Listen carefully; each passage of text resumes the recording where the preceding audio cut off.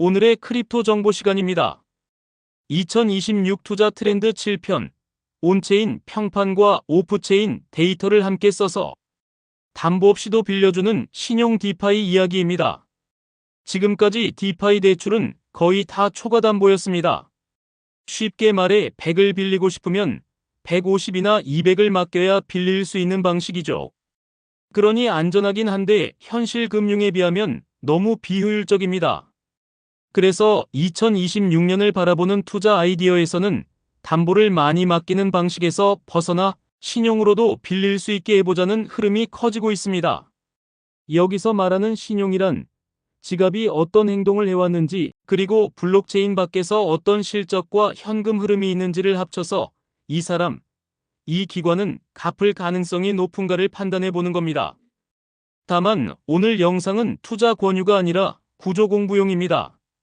왜냐하면 이 분야는 수익률이 높아 보일 때가 많지만 본질이 신용이라서 연체와 부도, 부실채권, 규제 같은 현실 금융의 무게가 그대로 따라오기 때문입니다. 코린이 기준으로 가장 중요한 핵심 문장을 먼저 드리겠습니다. 신용 디파이는 코인 투자라기보다 채권 투자에 가깝습니다.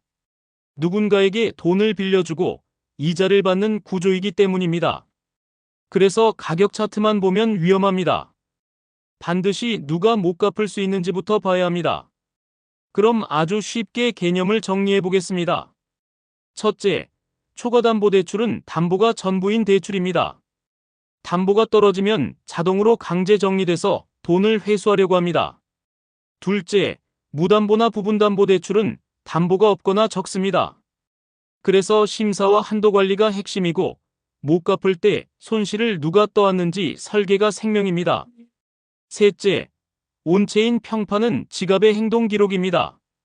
거래를 오래 했는지, 대출을 빌린 적이 있는지, 상환을 잘했는지, 갑자기 사라진 적은 없는지, 같은 흔적을 점수처럼 활용하려는 시도입니다. 넷째, 오프체인 데이터는 블록체인 밖 정보입니다. 사업을 하는 회사라면 매출, 현금 흐름, 법인 정보, 계약서 같은 것들이고 실물 대출 사업자라면 실제 대출 장부와 상환 기록 같은 데이터입니다. 다섯째, 부도는 못 갚는 사건입니다. 이 한 번이 전체 시장 분위기를 바꿉니다. 여섯째, 부실 채권은 못 받은 돈이 쌓이는 상태입니다. 은행도 부실 채권이 늘면 금리를 올리고 대출을 줄이죠. 신용 디파이도 비슷한 일이 벌어집니다. 일곱째, 규제 대응입니다. 담보 없는 신용은 자금 세탁 방지, 투자자 보호, 대출업 규제와 얽히기 쉬워서 서비스 지역 제한이나 거래 지원 변화 같은 변수가 더 자주 등장합니다. 이제 신용 디파이가 실제로 어떻게 굴러가는지 흐름을 하나의 그림처럼 설명해 보겠습니다. 돈을 빌리는 쪽은 보통 개인이 아니라 기관, 시장 조성자, 실물 대출 사업자, 핀테크 같은 주체가 많습니다. 돈을 넣는 쪽은 디파이 이용자나 기관 자금입니다. 이 돈은 풀이라는 자금통에 모입니다. 그리고 누군가 그 풀에서 돈을 빌려가고 이자를 냅니다. 그 이자가 돈을 넣은 사람에게 돌아갑니다. 여기까지만 들으면 은행 예금이랑 비슷해 보이죠. 그런데 결정적인 차이는 담보가 넉넉하지 않다는 겁니다. 그래서 신용 디파이의 승부는 심사를 누가 어떻게 하느냐, 부도가 나면 손실을 누가 먼저 맞느냐, 연체와 부도 데이터를 투명하게 공개하느냐, 이자율이 왜 그렇게 높아졌는지 설명 가능한 구조냐에 달려 있습니다. 특히 코린이가 꼭 기억해야 할 말이 있습니다.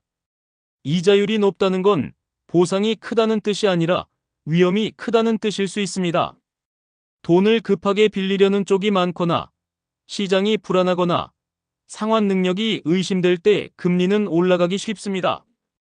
그러면 대표 프로젝트 4가지를 코린이 눈높이로 아주 쉽게 정리해 보겠습니다. 첫 번째는 메이플 파이낸스입니다. 메이플을 한 줄로 말하면 기관과 전문 차입자를 심사해서 빌려주는 온체인 신용시장입니다. 여기서 코린이가 가장 많이 헷갈리는 포인트가 하나 있습니다.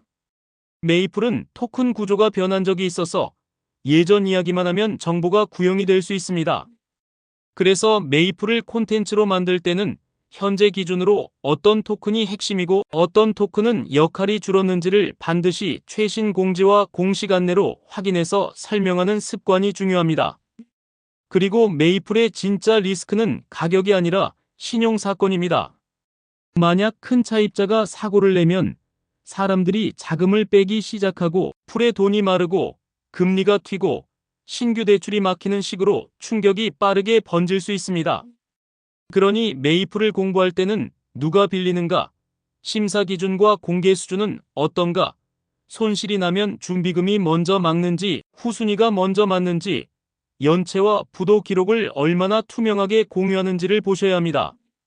두 번째는 골드핀치입니다. 골드핀치를 한 줄로 말하면 현실 세계 대출을 온체인 자금과 연결해보려는 신용 프로토콜입니다. 쉽게 말해 코인을 담보로 맡기는 대신 현실에서 실제로 대출을 실행하는 사업자나 차입자에게 자금을 연결해보는 방향이죠. 그래서 골드핀치에서 중요한 건 사람과 기관 검증입니다. 지갑만 보고는 실제로 누구인지, 실제로 사업이 있는지 알기 어렵기 때문에 참여자 확인 장치가 구조의 일부가 됩니다. 그리고 현실 금융 문법이 들어옵니다. 예를 들어 손실을 먼저 맞는 층과 나중에 맞는 층을 나누는 방식입니다. 코린이 입장에서는 이렇게 이해하면 됩니다. 수익률이 더 높은 쪽이 있다면 그쪽이 손실을 먼저 맞을 가능성이 큽니다. 골드핀치를 볼 때는 대출이 나가는 국가와 산업이 어디인지, 연체와 상환 데이터가 얼마나 투명한지, 손실이 나면 어떤 순서로 반영되는지, 그리고 토큰이 운영에 어떤 역할을 하는지를 체크해야 합니다. 세 번째는 클리어풀입니다. 클리어풀은 기관이나 시장 조성자 같은 차입자별로 대출 풀을 만들고 풀 사용량에 따라 금리가 움직이는 신용시장으로 이해하시면 됩니다. 코린이 포인트는 두 가지입니다. 첫째, 금리가 자동으로 올라가는 구조는 시장이 팽팽해졌다는 신호일 수 있습니다. 둘째, 실제 수익률이 기본 이자와 토큰 보상이 섞여 있을 때가 많습니다. 이때 토큰 보상이 줄거나 끊기면 겉으로 보이는 수익률이 갑자기 낮아질 수 있습니다. 그래서 이자만으로도 유지되는가 아니면 토큰 보상에 기대고 있는가를 분리해서 봐야 합니다. 네 번째는 크레딧 코인입니다. 크레딧 코인은 단순히 대출 풀 하나라기보다 신용 이력 자체를 기록하고 연결하겠다는 인프라 성격이 강한 프로젝트로 자주 설명됩니다. 코린이 관점에서 가장 쉬운 문장은 이겁니다. 담보 없이 빌려주려면 결국 데이터가 필요합니다. 누가, 언제 얼마를 빌렸고, 어떻게 갚았는지, 연체는 없었는지, 이런 이력이 쌓여야 신용이 생깁니다. 크레딧 코인이 내세우는 방향은 이 신용, 이력과 데이터를 온체인에서 다룰 수 있게 하겠다는 문제의식에 가깝습니다. 그리고 이런 인프라형 프로젝트는 기술이 멋지다보다 실제로 누가 쓰느냐가 성패입니다. 대출 사업자나 앱, 파트너가 붙어서 데이터가 쌓여야 의미가 생기기 때문입니다. 그래서 크레딧 코인을 볼 때는 커뮤니티 분위기보다 실제 통합 사례, 파트너십, 사용 지표, 데이터가 쌓이는지에 더 집중하는 습관이 필요합니다. 여기까지 들으면 이런 질문이 생깁니다. 그럼 신용 디파이는 왜 규제가 더 세게 붙나요? 이유는 간단합니다. 담보 없는 신용은 자금의 출처와 사용처, 투자자 보호, 대출업 성격과 맞물릴 가능성이 커서 규제 당국이 더 민감하게 봅니다.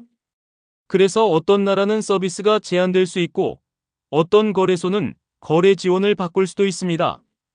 이 섹터는 기술만으로 성장한다고 보기 어렵고 제도권과의 관계가 성장 속도를 좌우할 수 있다는 점을 기억하셔야 합니다.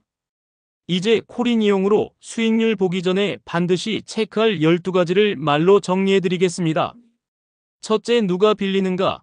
개인이 아니라 기관인지 실물 대출자인지 성격부터 확인한다. 둘째, 심사는 누가 하며 그 기록이 어느 정도 공개되는가? 셋째, 담보가 정말 0인지 아니면 부분 담보인지. 넷째, 부도가 나면 손실을 누가 먼저 떠안는지, 준비금이나 후순위 같은 안전장치가 있는지. 다섯째, 연체와 부도 데이터를 숨기지 않고 투명하게 공시하는지. 여섯째, 금리가 어떻게 정해지는지 고정인지 수요에 따라 자동으로 오르는 구조인지.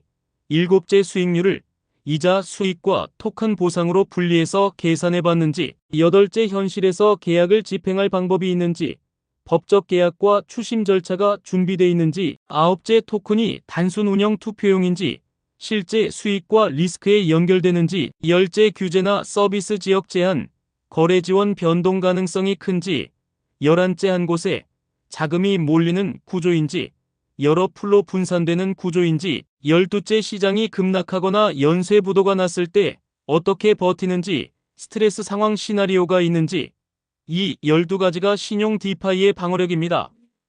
마지막으로 결론을 정리하겠습니다. 2026년에 온체인 평판과 오프체인 데이터를 결합한 신용 프로토콜이 주목받는 이유는 분명합니다. 디파이가 더 커지려면 담보를 많이 맡겨야만 빌리는 금융만으로는 한계가 있기 때문입니다. 하지만 담보 없는 디파이는 동시에 진짜 금융의 리스크를 그대로 데려옵니다. 연체, 부도, 부실 채권, 규제, 공시, 계약 집행 같은 무게입니다. 그래서 이 섹터를 콘텐츠로 만들 때 가장 강력한 한 문장은 이겁니다. 수익률이 아니라 누가 못 갚을 수 있는지부터 보자. 오늘 영상은 여기까지입니다. 다음 편에서는 코인베이스 벤처스가 주목한 다른 투자 트렌드로 이어가겠습니다. 이 내용이 도움이 되셨다면 좋아요와 구독으로 다음에는 더 좋은 콘텐츠를 만들 수 있도록 힘을 주세요. 가격이 아니라 기본기로 투자하시길 바랍니다. 머니픽 코리아 굿뉴스 GNTV였습니다. 세상의 모든 투자자, 여러분의 성투를 응원합니다. 감사합니다.